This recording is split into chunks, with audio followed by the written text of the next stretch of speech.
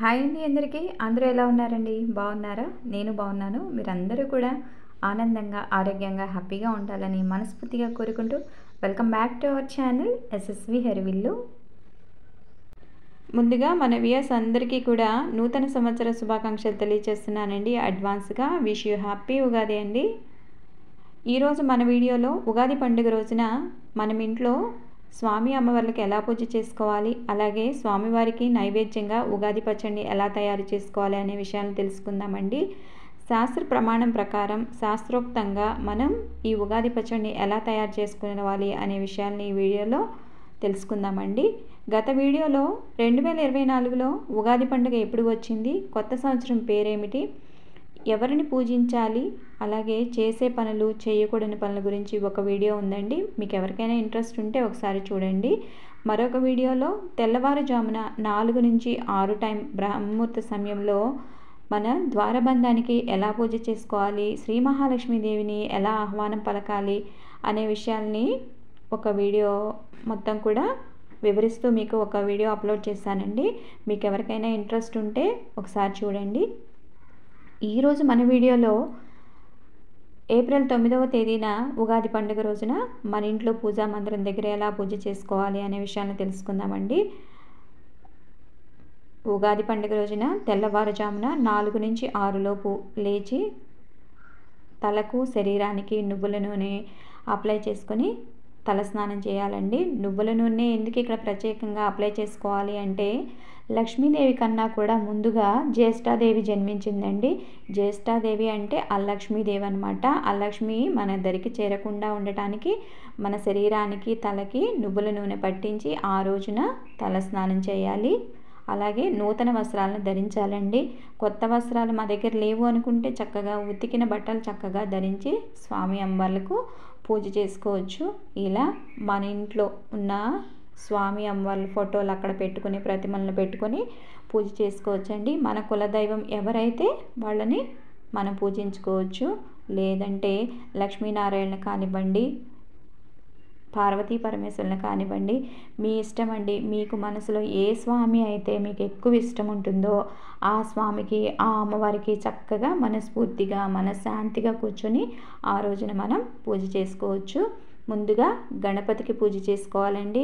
ఏ పూజ చేసినా కూడా గణపతికి పూజ చేసుకొని విఘ్నాలు ఏమీ లేకుండా స్వామిని చూడమని చెప్పేసి మన పూజ చక్కగా జరగాలని స్వామికి విన్నవించుకుని ముందుగా స్వామికి పూజ చేసుకోవాలి. తర్వాత ఇక్కడ మీ దగ్గర లక్ష్మీదేవి ప్రతిమ ఉన్నట్లయితే లక్ష్మీదేవి ప్రతిమను పెట్టుకోండి. చక్కగా ఇలాగా ఒక పీటను ఏర్పాటు చేసుకొని కొంచెం బియ్యం పోసుకొని బియ్యం పైన పసుపు, కుంకుమ, అక్షంతలు వేసి ఇలా ప్రతిమను ఏర్పాటు చేసుకోవాలి. అమ్మవారికి పసుపు, కుంకుమ అంటే చాలా ఇష్టం కదండి. ఇంకా ఒక కుంకుమబరిలో నేను పసుపు, మరొక కుంకుమబరిలో కుంకుమను ఏర్పాటు చేసుకొని అమ్మకు 2 వైపులా పెట్టుకున్నానండి. ఇంకా ఉగాది పండుగ రోజున మనం ఏ పని ప్రారంభించినా కూడా బాగుంటుంది అని మా పెద్దవాళ్ళు చెప్తూ ఉంటారు కదండి. అయితే నేను ఇక్కడ లక్ష్మీ కుంచాన్ని ఏర్పాటు చేసుకుందాం అనుకుంటున్నానండి. ఇక్కడ మీరు కూడా మీకు వీలైతే చక్కగా ఇలా అమర్చుకోవచ్చండి. నేను ఇక్కడ లక్ష్మీ కుంచాన్ని ఏర్పాటు చేసుకోవడానికి రాగితో చేసినటువంటి లక్ష్మీ కుంచాన్ని తీసుకున్నానండి. ఇలా ప్లేట్కి గంధం, కుంకుమతో అలంకారం చేసుకుందాము. లక్ష్మీ కుంచము ఇలా ఉంటుందండి. ఇలా శంకు చక్రాలు నామాలతో ఇలా ఉంటుందన్నమాట. ఇట్లా గంధంతో, కుంకుమతో అలంకారం చేసుకోవాలి. ఇక్కడ మీకు పూజలో మారేడుకాయ కనిపిస్తుంది కదండి. ఆ మారేడుకాయ నేను మహాశివరాత్రి రోజు పూజ చేసిన మారేడుకాయ అండి. ఈరోజు కూడా చాలా ఫ్రెష్గా ఉంది కనుకనే నేను ఇక్కడ పూజలో పెట్టుకుంటున్నాను. మీ దగ్గర కూడా ఉన్నట్లయితే మీరు కూడా పెట్టుకోవచ్చు. ఇంకా లక్ష్మీదేవికి ఇష్టమైనటువంటి తామర గింజలు, అలాగే చిట్టి గాజులు, గోమతి చక్రాలు, లక్ష్మీ గవ్వలు, అమ్మవారి పాదుకలు, ముత్యాలు, పచ్చలు, కెంపులు ఇవన్నీ కూడా అమ్మవారికి చాలా ఇష్టమండి. ఇంకా ఇవి కూడా మీ దగ్గర ఉన్నట్లయితే పూజలో పెట్టుకుని అమ్మవారికి పూజ చేసుకోవచ్చు. ఇంకా మన పూజలో స్వామివారికి, అమ్మవారికి ప్రసాదంగా మనము ఉగాది పచ్చడిని చేస్తాం కదా. ఈ ఉగాది పచ్చడి శాస్త్రోక్తంగా అంటే మా ప్రాంతంలో మేము ఎలా చేసుకుంటామో అనేది మీకు వివరంగా తెలియజేస్తానండి.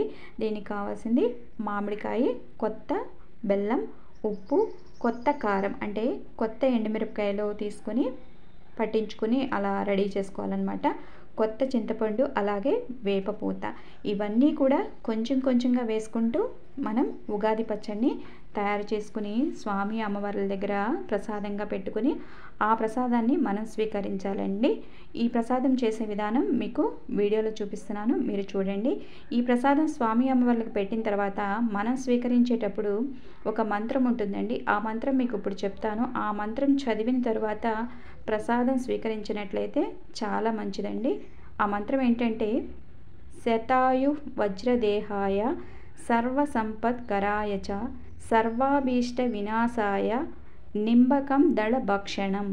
అంటే వేపపూతతో కూడినటువంటి ఉగాది పచ్చడిని తినడం వల్ల దేహం వజ్ర సదృశ్యమై సర్వారిష్టాలు తొలగిపోతాయని, నిండు నూరేళ్ళు సుఖ సంతోషాలతో జీవిస్తామని అర్థమండి. అంటే స్వామివారి ప్రసాదంలో అంత నిగూఢమైనటువంటి రహస్యం దాగి ఉందన్నమాట. కనుక ప్రతి ఒక్కరూ కూడా ఈ ప్రసాదాన్ని స్వీకరించాలి. ఇంకా లక్ష్మీ కుంచం పెట్టుకుంటున్నాను అని చెప్పాను కదండి, మీరు కూడా వీలైతే పెట్టుకోవచ్చు. లక్ష్మీ కుంచంలో ముందుగా ఫస్ట్ కొంచెం బియ్యం వేసుకోవాలి. తర్వాత లక్ష్మీదేవికి ఇష్టమైనటువంటి తామర గింజలు, అలాగే చిట్టి గాజులు, ముత్యాలు, కెంపులు, లక్ష్మీ గవ్వలు, ఇలా ఒక్కొక్కటి వేస్తూ కొంచెం కొంచెంగా బియ్యం వేసుకుంటూ ఫుల్గా నింపుకోవాలండి. ఇంకా రాగి ప్లేట్ చుట్టూ కూడా 5 రూపీస్ కాయిన్ కానీ, 1 రూపీస్ కాయిన్ కానీ, అలా 2 రూపీస్ కాయిన్ కానీ అలా ఉన్నట్లయితే చక్కగా అలా అలంకారంగా పెట్టుకుని అమ్మవారి దగ్గర పెట్టుకుని మనం పూజ చేసినట్లయితే ఆ లక్ష్మీదేవి అనుగ్రహం మనకు ఎళ్ళవేళలా ఉంటుందని మన పెద్దలు మనకు చెప్తూ ఉంటారండి. ఇదిగోండి గురువింద గింజలు, అలాగే కెంపులు, పచ్చలు కూడా ఆ కొంచెంలో వేస్తున్నాను. ముత్యాలండి ఇవి. ఇవన్నీ వేసుకుని లక్ష్మీ అమ్మవారి దగ్గర పెట్టుకుని మనం పూజ చేసుకోవాలి. ఇలా లక్ష్మీ కుంచాన్ని ఏర్పాటు చేసుకోవాలండి. శ్రీఫలాన్ని కూడా ఏర్పాటు చేసుకోవాలండి. ఇక్కడ మంగళవారంతో కలిసి వచ్చింది కాబట్టి అమ్మవారికి ఎంతో ఇష్టమైనటువంటి ఐశ్వర్య దీపం వెలిగించుకోవాలి. ఐశ్వర్య దీపం ఎలా వెలిగించుకోవాలి అనేది మన ఛానల్లో ఒక వీడియో అప్లోడ్ చేస్తుందండి. మీరు ఎవరైనా ఇంట్రెస్ట్ ఉంటే మీకు ఒకసారి చూడొచ్చు. అలాగే మీ దగ్గర కామాక్షి అమ్మవారి దీపం ఉన్నట్లయితే కామాక్షి అమ్మవారి దీపాన్ని కూడా వెలిగించుకోవచ్చు. ఇంకా మన తెలుగు సంవత్సరాలు 60 సంవత్సరాలు ఉంటాయండి. మనం ఇప్పుడు జరుపుకోబోయేటటువంటి 38వ సంవత్సరం శ్రీ క్రోధినామ సంవత్సరంగా మనం ఈ ఉగాది పండుగను జరుపుకోబోతున్నాము. ఈ క్రోధినామ సంవత్సరం మనందరికీ కూడా ఆయుర ఆరోగ్య అష్ట ఐశ్వర్యాలను ప్రసాదించాలని ఆ స్వామి అమ్మవార్లను మనస్ఫూర్తిగా కోరుకుంటున్నానండి. ఉగాది పచ్చడి అండి. ఈ పచ్చడిలోని షడ్రుచులు కూడా మన జీవితంలో 6 రకాల అంశాలను ప్రతిబింబిస్తూ ఉంటాయండి.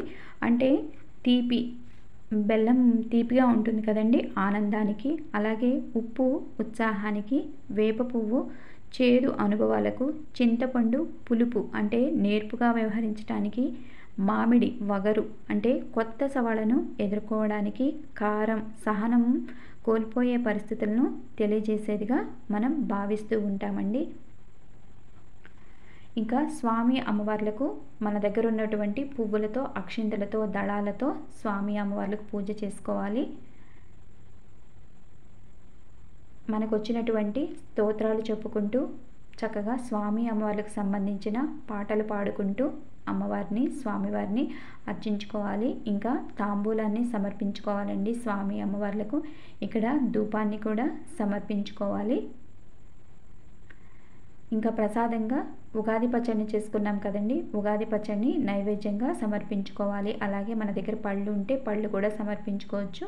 కొబ్బరికాయని కొట్టుకోవాలి. ఉగాది పండుగ రోజున ఇంకా మనం విశేషంగా చాలా రకాల పిండి వంటలు చేసుకుంటూ ఉంటాం కదా, పిండి వంటలను కూడా స్వామికి నివేదించవచ్చు, అమ్మవారికి కూడా నివేదించవచ్చండి. ఈ వీడియో మీకు నచ్చిందని అనుకుంటున్నానండి. మీకు నచ్చినట్లయితే లైక్ చేయండి, షేర్ చేయండి, సబ్స్క్రైబ్ చేయటం మాత్రం మర్చిపోవద్దండి. సబ్స్క్రైబ్ చేసిన తర్వాత బెల్ ఐకాన్ని క్లిక్ చేయండి. నేను పెట్టిన వీడియో మీకు వెంటనే నోటిఫికేషన్ వచ్చేస్తుంది. ఇంకా స్వామి అమ్మవార్లకు కర్పూర నీరాజనం ఇవ్వాలండి. శ్రీ త్రిపుర సుందరికి మణిదీపవాసినికి మంగళం, జయ మంగళం, నిత్య శుభమంగళం. ఆపదలు బాపేటి సంపదలను సగేటి శ్రీనగరవాసికి మంగళం జయమంగళం నిత్య శుభమంగళం.